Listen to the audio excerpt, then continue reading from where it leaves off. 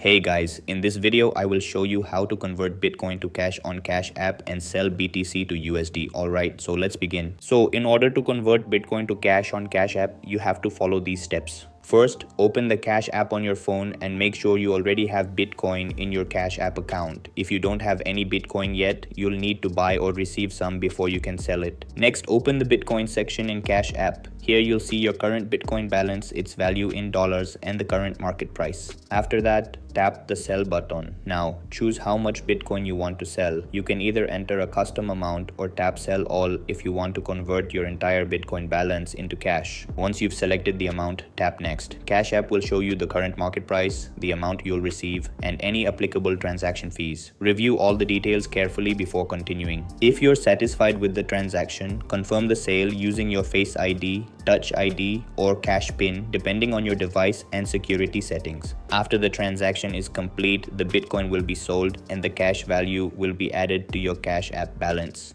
Keep in mind that the amount you receive depends on the current Bitcoin market price and any fees charged by Cash App. And that's it. This is how you can convert Bitcoin to cash on Cash App and sell BTC to USD. That's all for this video. See you in the next one. Thanks.